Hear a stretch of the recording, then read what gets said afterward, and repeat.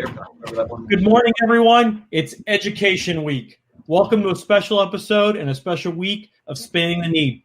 Seeing is believing, effectiveness of face masks and disinfecting. Today's episode, we're going to talk a little bit about disinfecting. We're also going to talk about masks, testing different types of masks on the most effective materials, talking about them and discussing what's best for the kids, students, and staff going back to school. It's time to prove what works and what doesn't work. Now, today I have two special guests that are going to be able to help me.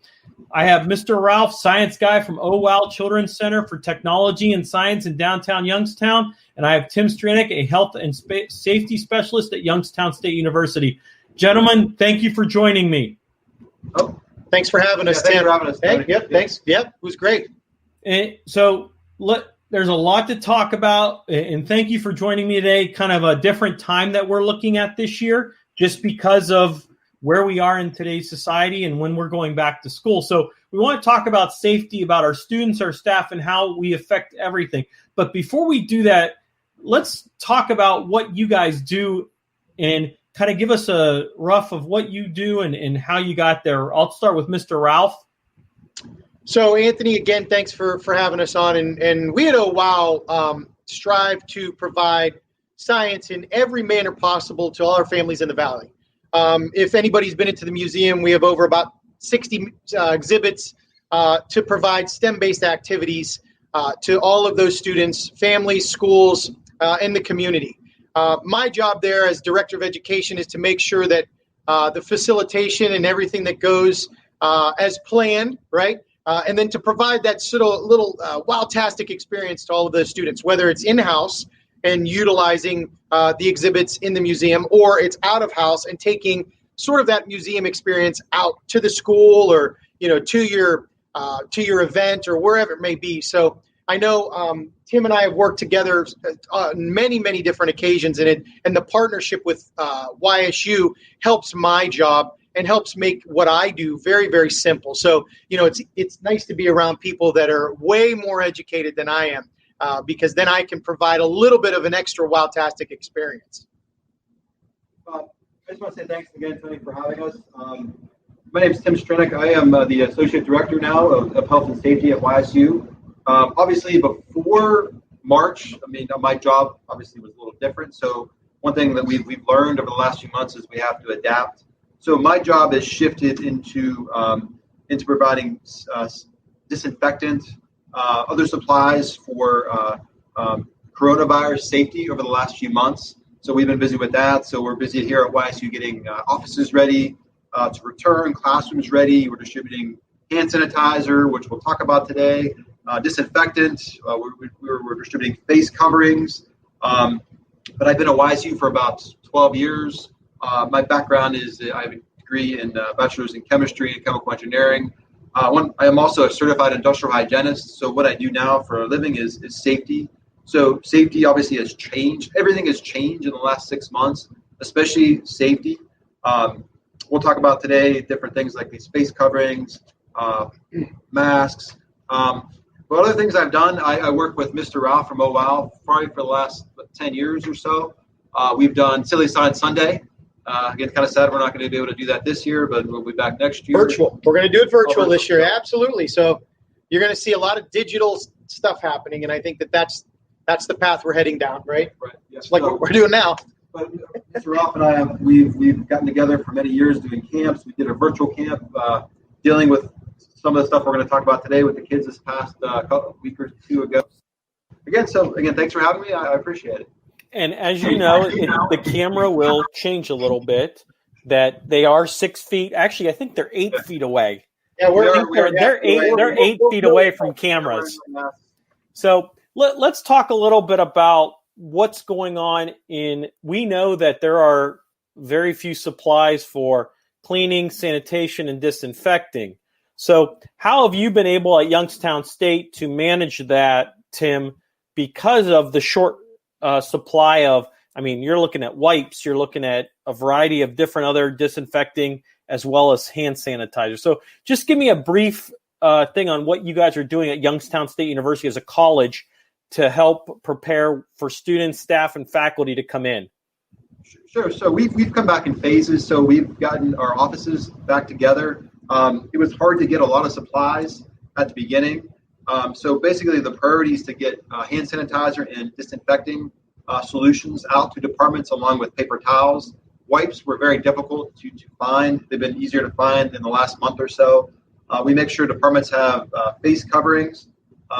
Faculty and staff are required to have their own, but we supply these for visitors or students who don't have them, so we're required to wear that. What kind of mask was that?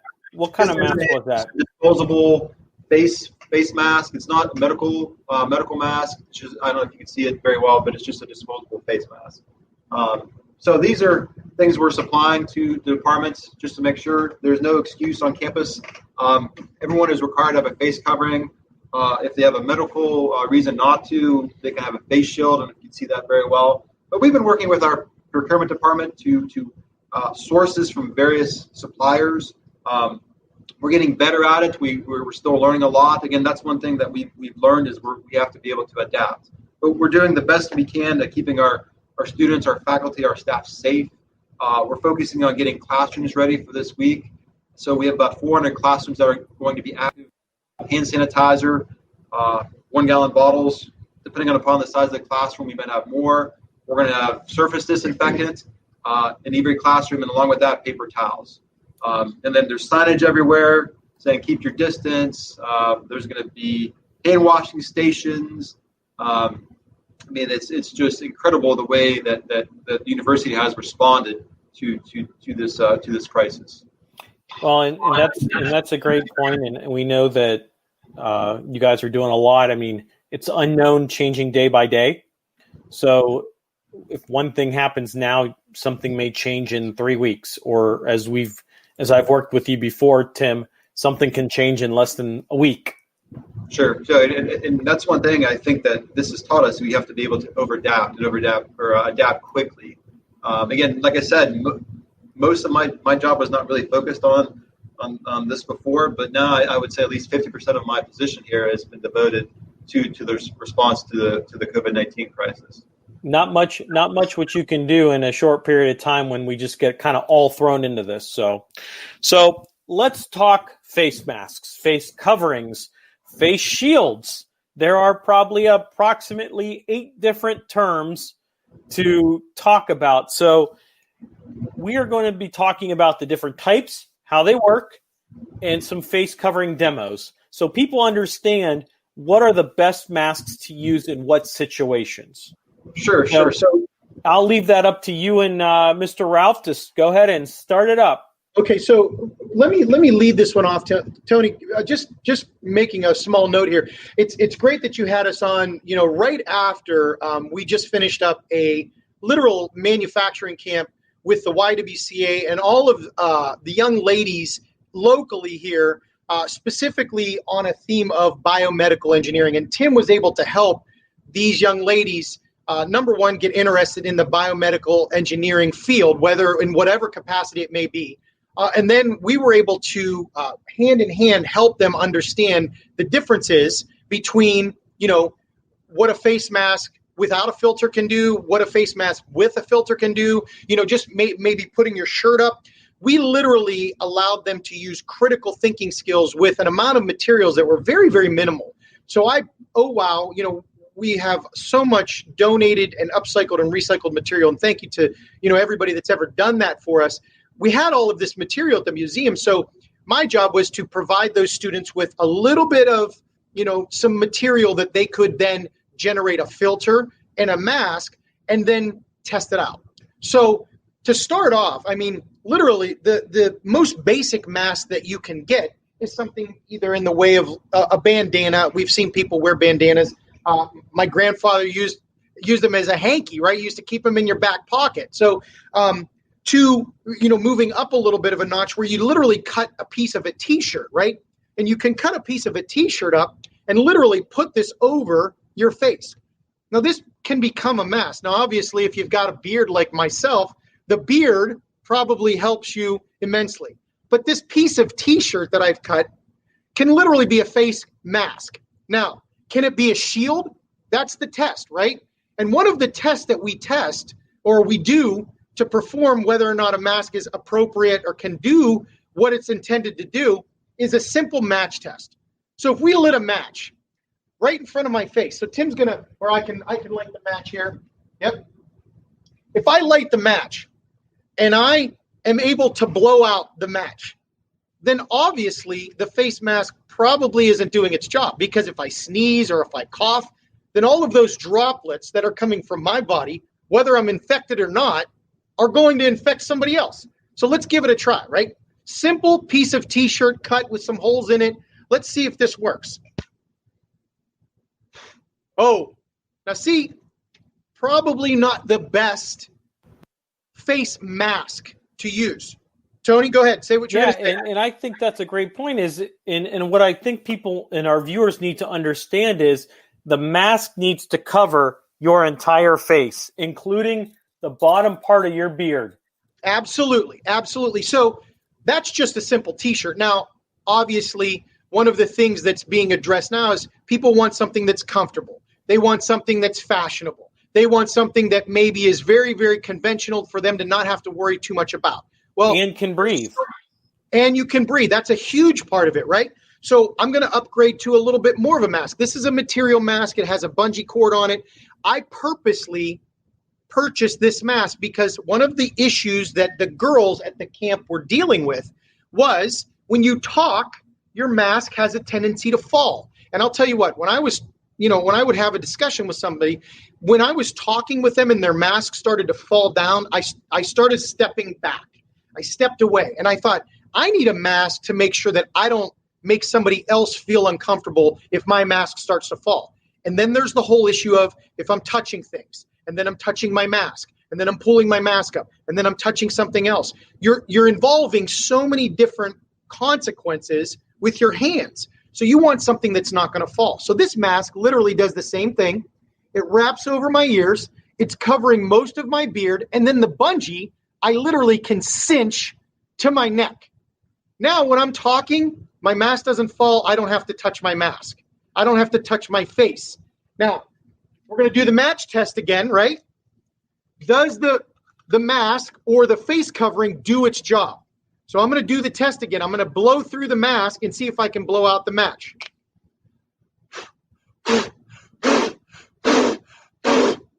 Can't do it, right? I'll probably end up passing out because I can't do it. The point, not only have I covered all of those terms, it's protecting everyone around me. It's covering my whole face. It's not moving down as I talk. It's very comfortable. And I have the ability to breathe if I needed to. What you want to do when you take a mask off, if I have to take my mask off, you want to grab from here. And Tim will allude on this a little bit more. But proper usage of the mask, taking it off and putting it on, is so very important. You shouldn't be touching this area. You should be grabbing from here, pulling it off, and literally disinfecting it if it's something that you're going to wear over and over again. Those are so many important things that need to be remembered. You can buy the greatest mask that protects you, but if you don't use it appropriately, it's not going to serve its purpose. What kind, just for our viewers to go over that, what kind of mask is this? And This what was just material is it? So it's cotton material. It has the ability to put a filter in it if I wanted to, just little pouches here. It's a bungee cord with a little bead at the very end that cinches that bungee cord that I'm able to pull up to my chin, and it literally hitches from here. A lot of masks will hitch around your ear and they'll pull on your face.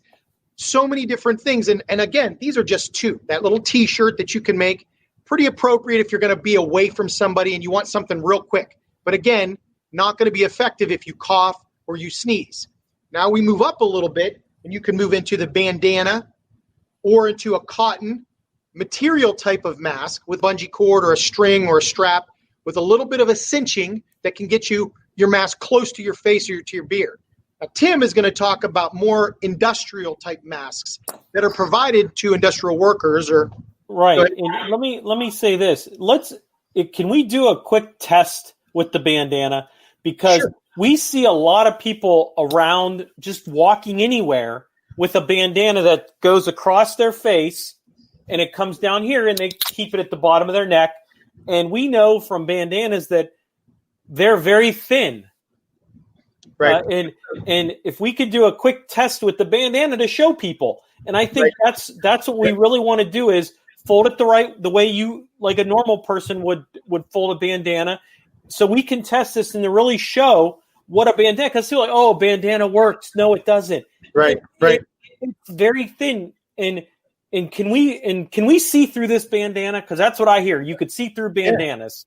So that's exactly what you just said, Tony. I watched the national news. I forget what channel the other day, but there was they were citing a study done at a university out west, and they said the masks do work. And I'll talk about different kind of face coverings masks today. But the rule of thumb is if you can see through it, it's probably not a good choice to use as a face covering. But you asked, so we're just going to take the bandana we have here. And I think another important thing to note here is I'm not a doctor. I'm not a know everything type of person. I think Tim would agree. We do our jobs to the best that we can do them. I think ultimately, Anthony, when we're talking about the masks, it's kind of like talking about a seatbelt. You know, the seatbelt serves a purpose, right? Put it on your car to reduce the risk. So the bandana didn't work the way that it was intended. That pretty much was the same exact thing as we did about two masks ago. Right. They're right. not good to wear. Right. I mean, that's just not good. It serves a small purpose. It may cover your face, but does it do what it's intended to do? And I think going back to the seatbelt thing, seatbelts may feel uncomfortable. Some people wear them under their arm. Some people wear them over their arm. But the purpose is it reduces your risk of if you're in an accident, maybe death, maybe serious injury. The masks are there to protect you and reduce your risk. Now, are all of them going to protect you better than others? Absolutely not. And we're looking at that right now. The T-shirt failed. The bandana failed. I have a mask that sort of worked, but is it going to be the most appropriate? We're going to go through and we're going to see other ones that technically have more specifications to them and can filter out more of those germs and those viruses and all of those things that they're intended to do. Specifically, you see them being worn by either, in the manufacturing field, a carpenter or a metal worker, making sure that they don't breathe in those toxicity fumes and things. For the medical field, they don't want to breathe those germs. If you're a carpenter, you don't want to breathe in all of that wood or that dust. Right here, Tim has got a medical mask that's worn by medical professionals, right? So, like Ralf said, a lot of times when you wear this, you should put it on sort of like this, and be very careful how you touch it. So now I see a lot of people wear this. This is great. This is actually a one-time use mask. After you use it one time, you should throw it away and get another one. So they're not really a good option. So an option like Mr. Ralf had with the mask over there, or the other one, the one that actually worked, that mask is really nice because the best thing you could do is take it home every day and you wash it. So it's nothing worse than not having a mask is wearing a dirty mask every day. Because think about when you wear the mask, if you cough, if you sneeze, you want to keep it clean. So one thing, a word of caution I have for this mask is I see this a lot in public. I see this a lot. I see that a lot. People think they shouldn't have their nose covered, but having your nose uncovered is just as bad as not wearing a mask. So people should have their nose and their mouth covered. Or I see a lot of this. So if somebody takes a break from wearing a mask, they do this. So now, is that a problem?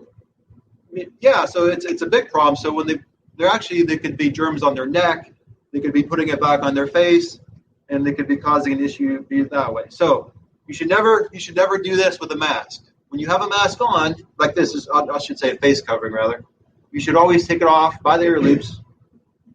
Take it off, and then this is disposable, so you put it in the trash. But if it were a mask like Ralf had that you could reuse, I'd be very careful where I set this. I try to handle it gently and handle it like this to keep germs or microorganisms from getting on that mask. So again, the way you wear it, don't wearing it on your neck, taking it on and off, putting it on appropriately, taking it off appropriately is important because you can transfer germs. So if your hands are dirty, again, you should handle your mask with clean hands. Either wash them for 20 seconds with soap and water, or use hand sanitizer before you put the mask on. And you be cautious about where you set it if you want to reuse it later. this is my personal mask. I don't know if you can see it. I'll show it kind of just. So there's Batman. Yeah, it kind of looks like Batman. Looks like, yeah, exactly. So, but inside of it is a filter. So that filter I change out almost daily. So when I put this on, I take it. I don't handle it from the front of the mask. I handle it usually from back here. But the nice thing about this, it has ear loops. And it has a strap in the back, so my mask does not fall off. But one thing about this mask, it's a great mask. One bad thing about this mask, and I'll show it the other face coverings here, but I don't know if you can see it right there, these little ports. Now, the only issue with the study done out west, and I forget the name of the university, was these they're like little exhalation ports. So when I breathe in, they close, so all my air comes through the mask, and when I breathe out, they open. Now, the problem with that is it's protecting me, but it's not protecting Ralf, or it's not protecting the people around me. So when I see people out in public, wearing, this is a N95 mask. Again, this is a mask that only should be worn by medical professionals or people or people who work in certain industries. So we call this an N95 mask. So I'll ask Mr. Ralf, we talked about this earlier, what does N mean? Not. So when you see N95, it's not oil resistant. And the 95 has a special meaning too. It means this mask, if you wear it properly, again, this is considered, you have to be fitted for this by a trained industrial hygienist to make sure it fits. Because once you put a mask on, you have to be very careful because it can restrict your breathing. Like Ralf said, I'm not a doctor. We're not doctors, but I'm an industrial hygienist, which means I can fit people for masks. So when you wear this mask, so I'll put this on. This is an N95 mask. You should put it on a certain way, and it should fit like that. Now, can we test it with the match? Sure. Because I think the idea is we want to try and test to show people we're not doctors, we're not medical, but we're showing what we. Now I don't know if the camera's picking this up, but Tim's blowing. And you can see the filter moving out on that circular nodule on the front of that mask. It's moving. So Tim's breath is still coming out, but it's literally moving outside of the mask. It's not going towards the match. So it worked. Right. So another thing you saw on my personal mask is this Exhalation Port. This mask, this is an N95, which I don't think I said what the 95 means. The N means not oil resistant. Again, that goes back to the industrial uses of the mask. 95 means that it will filter out 95% of the particles in the air around you that are 0.3 microns in diameter or above. So the really small particles will still get through. And just to give an idea, again, in part of the translation and the education for the students for these young ladies was not a lot of, the general public knows what a micrometer is or a micron is and how big that may be. But just to give you an idea, your hair is probably 1/100th bigger than that micron or that micrometer. So even if you pulled out a hair, the micrometer that, droplet that Tim's talking about is 100 times even smaller than that. So you're looking at tiny parts. You can't even see them.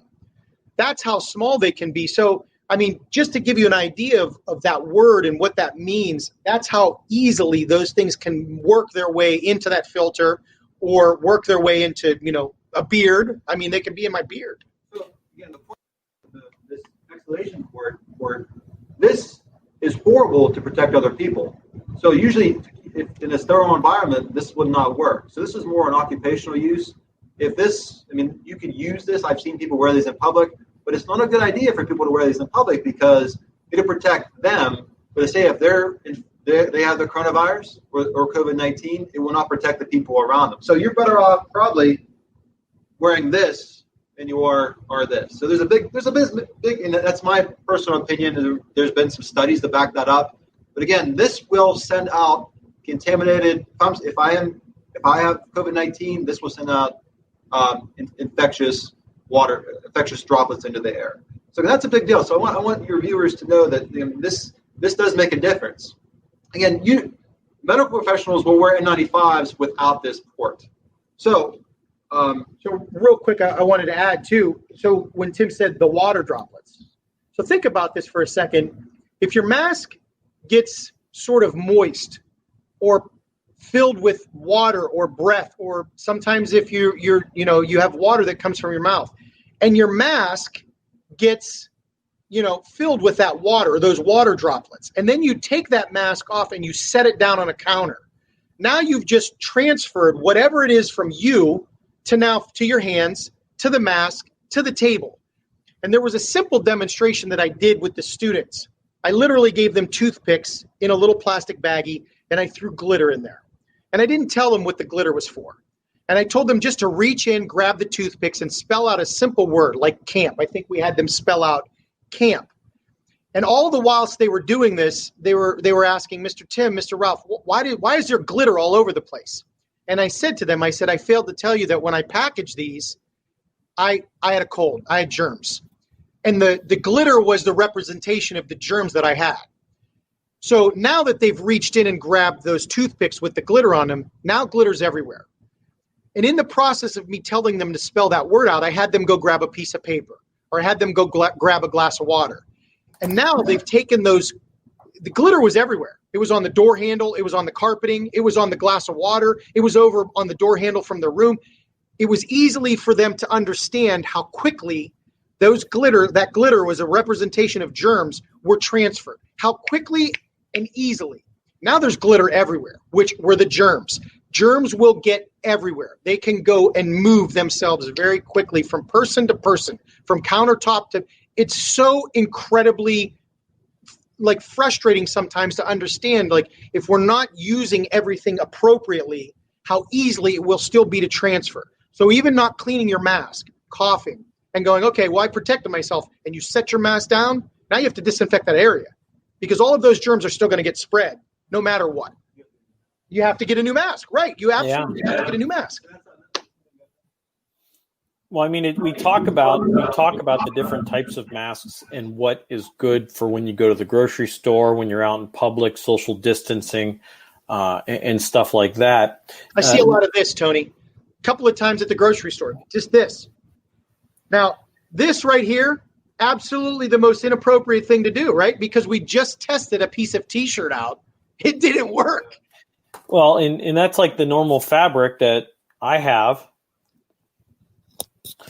It fits right over everything, and I can go like this, but I can't feel when I exhale, I can't feel the breath of mine, which shows that I'm protecting myself and I'm protecting the person that's near me, even within 6 or 8 feet. And I think that this is fabric. This is complete cotton polyester mask. Do we have any types of those masks? We do. We actually have one right here. Let's show people that one. Okay, so specifically what you were just saying, the cotton, the polyester. Now, this is the mask that we have at the museum. Now, unfortunately, OWOW's closed physically to the public until May of 21, and we did that with thought. The board and staff decided that early on, before 19 even blew up, we were decided upon, listen, we're going to make sure we focus on May of 21 and making everything that OWOW does and provides to the community that more effective. Whatever we didn't do prior to 19, we're going to get better at. Whatever we were doing that was working, we're going to even get better at. We're going to make it more wildtastic. So this is provided to all of the staff that's still at OWOW right now because we're producing stem sacks. We provide these at the desks. We take our temperatures every day, but just like you said, cotton, polyester. I can put this on, very easy to do. I pull it down a little bit, but I will say a little less comfortable than the mask that I do have. And I can tell when I'm talking, this moves up on my face. It's moving near my eyes. So I constantly have to do this. I'm going to have to pull it down a little bit, right? But the match test, I think you'll see we're going to protect ourselves.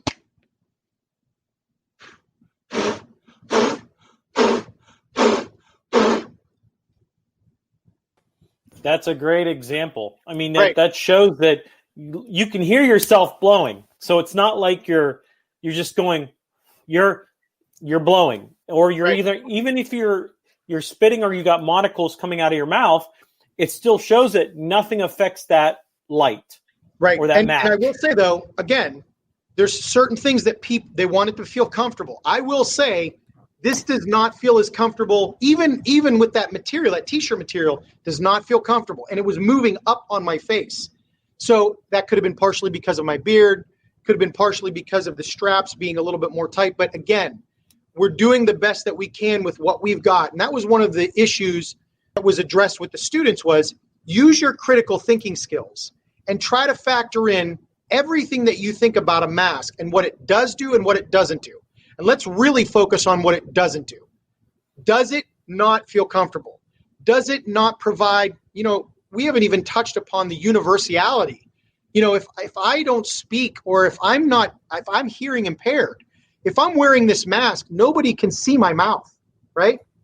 I have to pull my mask down so you can see my mouth, or I have to hand signal to somebody, or we're in a little bit of a pickle, especially with not having a universality about the mask, right? So this needs to be transparent almost.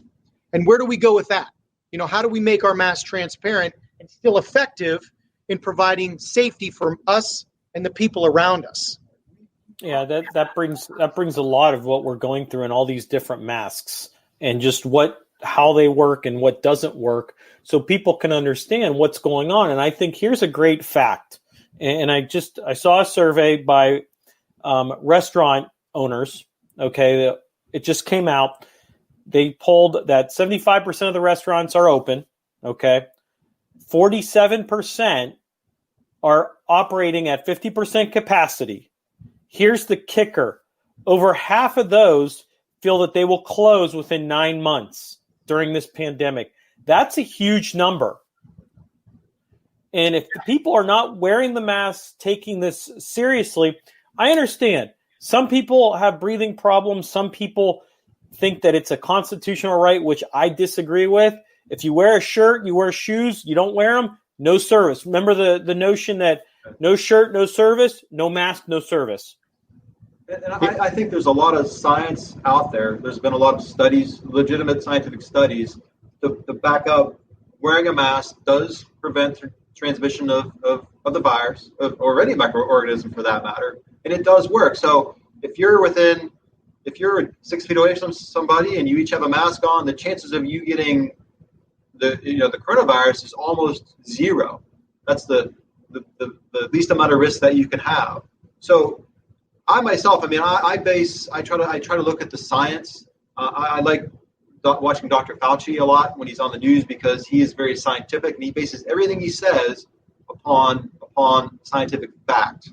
And the fact is that masks do work. There's scientific evidence to prove that they do work. Now, again, should people who have certain health problems like asthma or other issues be cautious? I would say yeah. So, but they do work in regards to preventing transmission of the virus. Face shields are nice. I've seen people wear face shields in public. Face shields are nice, but think about if you're wearing a face shield, you're protecting yourself, but your air that you're breathing out, or when you're talking or coughing, is still going to move around and get into the air where other people can breathe. So these are not as effective. What's effective is wearing these together, a combination. So you would see like a doctor or a nurse or somebody who works in a hospital wear a mask with a face shield. If you're in public, in my opinion, you don't really need to wear a face shield. But again, that's just another barrier of protection. How does the face mask, or I should say the face shield, affect yourself? Because you have that open underneath. So if I'm spreading germs, I'm spreading it on the plexiglass or the thing that's covering that. How does that affect it? Let's do a little sample with that to show people what it is, because a lot of people think that wearing a face mask, or face shield, is good than wearing nothing, which is true. But you still got to wear something to cover your face. Right. So, I mean, if you're wearing a face shield, I think if there's particles that are contain the coronavirus in the air around you, you're still going to be breathing those in. So again, what this provides is just a barrier. So if I'm coughing or if I sneeze, instead of sneezing in the air around me, it's going to catch, the face shield will catch those water droplets. So again, what we're looking at are the droplets of moisture from your respiratory system is what's spreading the virus. So again, this has been proven not to be as effective as wearing a face covering. Some people say, is it better than wearing nothing? I think it provides you another area of protection. Like I said, I think wearing this together is probably your best bet. But again, you said you want us to do a demo with this. Yeah. So maybe what we could do, Tim, is I have the spray disinfectant, right? If I were to spray disinfectant spray at Tim's face right now, okay, two things would happen. One, he'd probably blink, right? Because this is utilized for cleansing of the table. But essentially what would happen is the liquid definitely wouldn't dry. There's nothing to sop up the liquid, right? So essentially it would trickle down his face mask. Now from that instance, he's got to do a couple of things. I got to clean off my face mask. So how do I clean my face mask off? Do I wipe it with my hand? Do I get a cloth out of my pocket?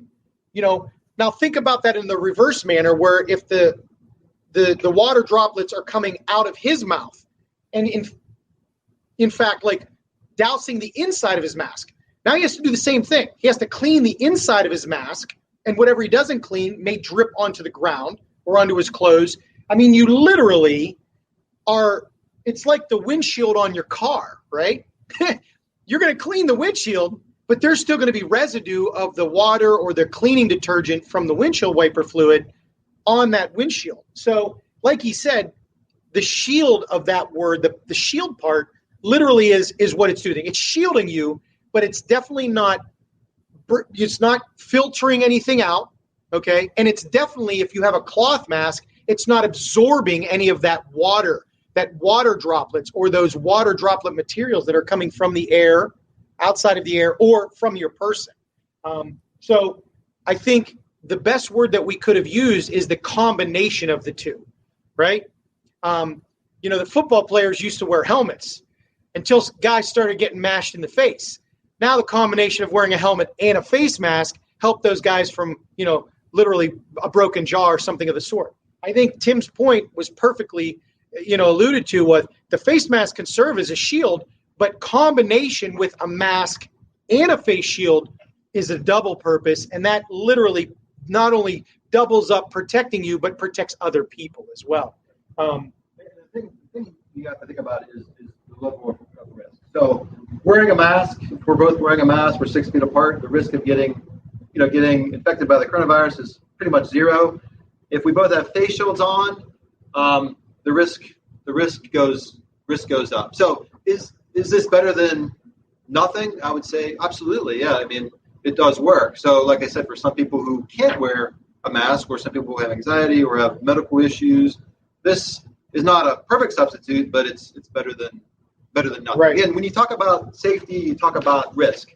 Is zero risk possible? Usually not. So, and Ralf and I were talking about this before we went on this morning. Is it possible to not get exposed, or you could lock yourself in your house, never come out for a year. There's still a possibility you can get infected. But what we're doing is we're trying to mitigate that and decrease it. That's what wearing the mask is all about. That's what washing our hands, using hand sanitizer, that's what it's all about. Right. And I think initially, before we stopped on, I think one of the big things that we sort of started to allude to was the amount of information that's being pumped out there, right? We have technology at our fingertips that can give us information just like that. We literally haven't even gotten to 3 other masks that Tim has and can show us. We've already gone through 6 different masks, 6 different types of masks for everybody across the board to say, well, I need something that's comfortable. Okay, you can tear a piece of T-shirt off. This is comfortable. Well, I have a breathing issue and I need something that's going to be away from my mouth. Well, there's the face shield. We covered that too, right? So we're literally giving you the most amount of information that you can get to help protect you, help protect others, to give you the comfort, to give you the sanity to know that, like, there are things that we can do and Tim said it, to reduce the risk, right? We wear seatbelts to reduce our risk from injury or death. Does it protect us 99, 100, 150? No, absolutely not. There's still that small percentage, but it just reduces the risk. And I think, especially for and what we deal with in the dynamic of the population that we deal with in children, I think ultimately everything that I do consciously revolves around, is this good for my kids? Is this good for the kids that we service? What would the kids do? A lot of children don't have the information. It comes from us, the grown-ups, the adults. So we have to provide ourselves and our children with the most information that we can, and then filter out what we think is best for our own, right? The golden rule teaches us to treat others the way you want to be treated. The platinum rule says treat others better than you would treat yourself. And I want to give every child and every family and every person in this valley the opportunity to give them the most information that they have to provide themselves with that knowledge and that confidence of, okay, I've got all this.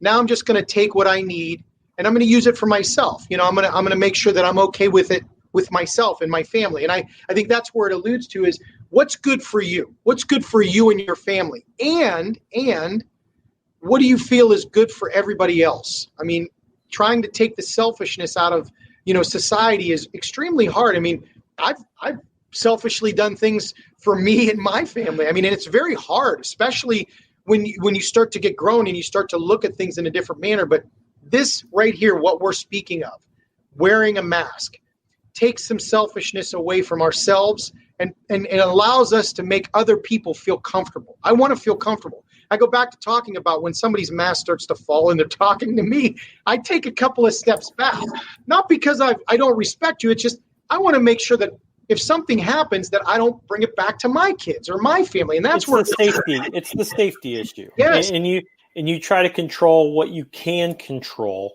and what you cannot control, you have to adapt. Yep. And I think the masks that we're going through right now have shown what you can use, what you can't use. And I know some people have made some comments and some questions already, which we'll get to here in a couple minutes.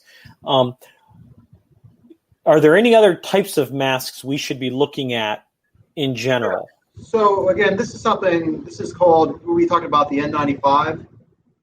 And the numbers are important, like we talked about, but this is an N100. So the difference between this mask and this mask is that this will filter out, not 100%, it will filter out 99.97% of particles that are 0.3 microns in diameter or above.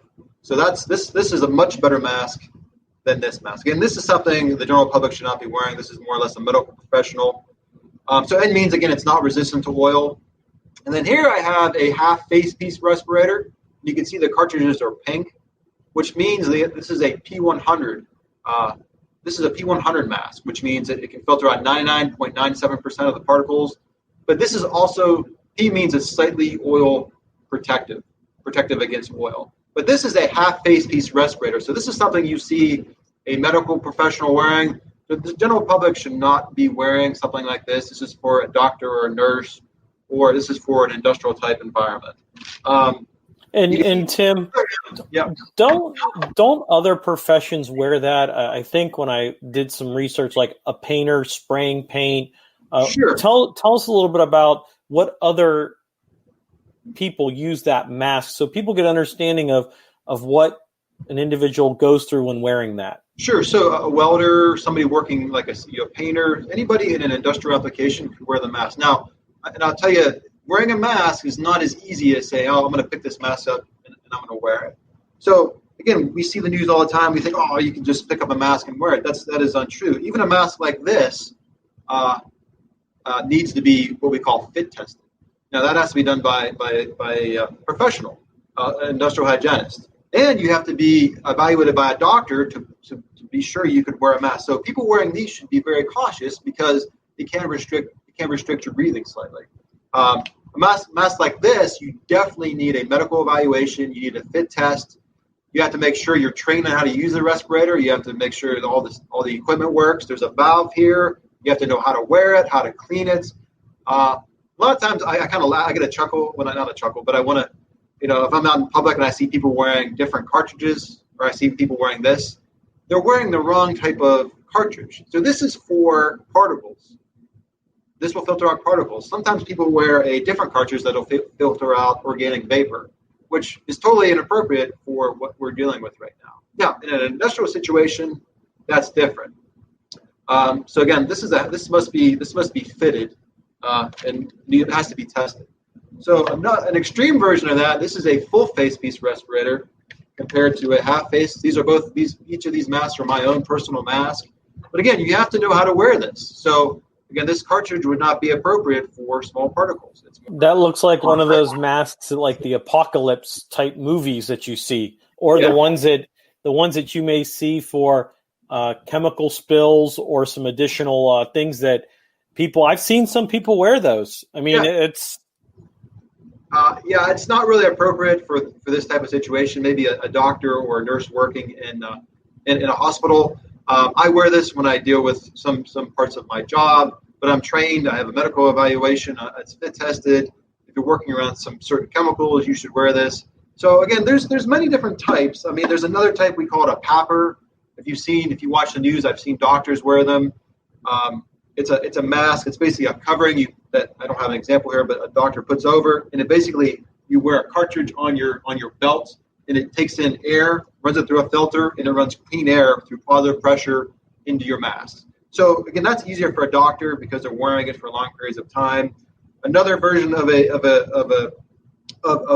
respiratory protection is what firemen wear. We call it a scuba gear. It's a self-contained breathing apparatus. They bring in their own oxygen supply. But there's a variety of masks out there. So again, my goal is like at the university is we're trying to educate people about different face coverings, about disinfectants. Again, the thing like Ralf said is about education and being a good consumer of the information, because he even said there's so much information out there. We don't know what's right. We don't know what's wrong. Again, I have issues when I see people wearing masks in public and they're not really wearing them correctly. They're wearing them on their neck. And, I don't want to go up and tell people in public you're not wearing your mask correctly, but sometimes I feel like I want to. But again, our goal today is just people understand there's different types. Again, you should always be cautious. Like I said, we're not doctors, but you should always be cautious about wearing a face covering. But again, right now, based upon all the scientific evidence, it's probably the best thing we can do to protect each other in our community. Well, and I think the nice thing about it is we can educate when this video goes out, the people that are watching to say, hey, this is what works. And I think one thing that maybe we'll add to this is we'll give them a list of 1 to 5 or 6 of the masks that we went through on the ones that we suggest to the ones that didn't work. So then we can really mount and really show, hey, this is what works. This is what doesn't. Yeah. And I think, ultimately going back to just a combination of things. So one of the things that we were able to do during the STEM camp with the young ladies from the YWCA was we gave them the opportunity. And again, OWOW always preaches about utilizing things that you would find in your own home. So I have this travel spray container, okay? And it holds an amount of disinfectant that we were able to produce from things that we would commonly find in our own home. So these are things that you can find in your home. And literally, this is something everybody should or has had in their house at one time, is hydrogen peroxide. So what we did to give the ladies the ability to produce their own disinfectant, okay, we went out and got what most people would use as hair coloring, hydrogen peroxide, 6%. Now, you couldn't use 6% on your hands or your clothes or your body or your person or your face. I know people have used it in their hair, but what happens is it dyes their hair. So if it dyes your hair color, just think what it could happen if you left it on your skin. So we would have to dilute that. We need water to dilute things. So this 6% hydrogen peroxide that you can find at a beauty salon, you can find it at Walmart, was diluted, okay, so that we could use it as a disinfectant on our countertops. And I carry this around with me, okay, in my pocket, so that when I'm touching something, I'm disinfecting it. Or when I'm grabbing something, I'm disinfecting it after I'm touching. My keys. Your keys are one of the dirtiest things in your hand because you're grabbing them all the time. But my point is, using disinfectant and having it around with you. If you have sanitizer right? We can make sanitizer. And I think Tim is such a vital and important part of what YSU is doing now. His staff and everybody that's surrounding him in this area that we're in is providing such an immense amount of productivity and product to YSU because they're the only one providing the sanitization, the disinfectant, and the sanitizer to these staff and these students. If this department wasn't here, I don't know what would happen. I mean, we would have to fend for ourselves and buy our own sanitizer, but his staff and this department here is providing it for the whole campus. It's absolutely amazing. So these students here are going to protect themselves many different ways. They're going to wear the mask. They're going to have the disinfectant with them, right? They're going to take care of themselves. So I think there are things that you can do at home as well. If you don't have the ability to go out and buy the sanitizer, these are things that you can make. And we could provide, Tony, your viewers with the link to diluting the 6% solution or the 9% solution. Now, once you get higher in percent, you really have to be careful as to making sure that you're diluting the hydrogen peroxide at an appropriate amount of, because you could hurt yourself. It's dangerous. But 6% or even the 3% that you would find that you can brush your teeth with, right? Now, are you diluting that? What are you diluting that with, like water? Just water. Ideally, it would be like a distilled, purified type water. Yes. So if you were to buy distilled water, right, the best that you can use. But you could dilute this with just regular tap water. But like Tim says, the most ideal and under circumstance would be to get a distilled water. So again, there's a variety of things in this thing. It's a good segue into disinfectants. Right. And one thing we're doing here, the Health and Safety Department of YSU is distributing disinfectants to offices. And then we try to make it a point of discussing or clarifying in emails and other communications. Again, it's a lot of it's about communication. What's the difference between cleaning, sanitation, and disinfection? And there's a huge difference between each one. And a lot, I mean, it's so wonderful to be able to be given that knowledge. Even a grown adult, like you would think they're pretty similar. Disinfecting something is pretty much the same thing as sanitizing something, which is pretty similar to cleaning. They're really not. They're really, really different. And it is amazing to me, and Tim, this is where the knowledge goes beyond, right? Knowing the difference between something, sanitizing it, and disinfecting it. They can all go hand in hand, and doing all three is great, but cleaning is different than disinfecting. And Tim can tell you about that. Yeah, so disinfection is what you're doing is you're removing pretty much nearly all, it's impossible to take away all the microorganisms on the surface, but a disinfectant takes away pretty much nearly all the microorganisms. Sanitation basically usually refers to killing bacteria, and cleaning is just a visible removal of using soap and water of dust, of dirt, or any contaminant on a surface. So again, the term that's important, especially today with living in this area of the coronavirus, is disinfection. So there's a variety of cleaners out there. On the CDC website, they're usually EPA approved. Variety of EPA approved cleaners. Usually those cleaners contain a mixture of different cleaners. One cleaner is isopropyl alcohol. Again, the concentration matters. Usually it's 70%. And like I said, communication is key. So different disinfectants should need to remain on the surface for different times, and they have to stay on a clean surface. So if there's any dust or dirt, that's going to ruin our disinfection capabilities. So isopropyl alcohol, has a kill time for microorganisms, which means disinfection, of 30 seconds. So the surface must remain wet for at least 30 seconds or longer to ensure killing of the microorganisms. So real quick, Tony, maybe we could do a demonstration here. So what Tim is basically saying is when you take your disinfectant, you want to make sure that you cover the whole entire area. Well, got to open it up. Not even on. Yeah. You want to make sure that you're disinfecting the area. Clean surface, right? And making sure that you're literally lathering it off. Get it wet. Okay? Not like that. Let it sit. I mean, this is where patience comes in, right? Sing a little song to yourself, baby shark song, or whatever you want to sing.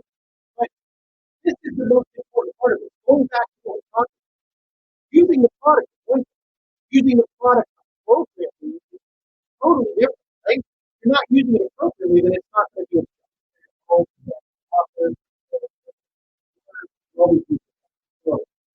provide directions. So that was a block off. Hydrogen peroxide, the directions are different. They're not remain on a so ammonium disinfectants out there. A lot of the wipes have that. So if it's not bleach, this hydrogen peroxide will have to stay on the surface for 1 minute to ensure proper disinfection. Bleach is a very common disinfectant. Ralf, how long do you think bleach has to stay on a surface for disinfection? I would think that bleach would have to stay on a surface for at least a minute. Bleach actually has a longer disinfection time. It's between 5 and 10 minutes, so I would lean more to 10 minutes. So if people spray bleach on a surface, it has to stay on there, I would say, for at least 10 minutes to ensure proper disinfection. So every product is different. Again, like I said, there's so many products out there. I looked at the CDC website with EPA-approved disinfectants. There's thousands on there. Every company has their own name. It's a picture of different products. Usually you're looking at hydrogen peroxide, a quaternary ammonium solution, isopropyl alcohol, or a Clorox, which is usually sodium hypochlorite. Well, and it's interesting how we talked about hand sanitizer and then the disinfecting, how there are multiple reports and recalls of some of the hand sanitizers from over 100 different companies, or I should say products, that have been hazardous. So please watch what you're getting, when you're getting, and just look at the CDC website and look at different information like that. So I'm going to caution with hand sanitizer, if it contains methanol, do not use it. Or if you see the word denatured on any kind of hand sanitizer, do not use that, because methanol, usually hand sanitizer contains either ethanol, which is ethyl alcohol, or it contains isopropyl alcohol. Methanol is toxic to human beings, so that can readily absorb through your skin. So we should not be using that. Yeah, that's a great point. So, but I appreciate you guys taking time. Are you guys up for a little Q&A from a couple Sure. people? Yeah. So first question, it looks like it comes from Nikki. And her question is, what would be the best mask to wear in school when you are around 10 or 15 students in the same class if you cannot social distance? If you can't social distance, can I read it? Can or cannot social distance? Cannot. Okay. Well, we're talking about for the teacher, correct? No, I think this is their student. Well, long as everybody has a face covering on, you're going to be fairly well protected. I would probably recommend just the basic face covering. Right. Again, the rule of thumb is if you can see through it, it's not going to work. So, like I said, there was a study out west, and they tested a face covering like this, a face covering like Mr. Ralf has there, and an N95, and all three were proven to protect the individual from exposing others to any kind of droplets. Right. I would not recommend everyone wear N95s. These are more for a medical professional. That's if somebody is right in somebody else's face.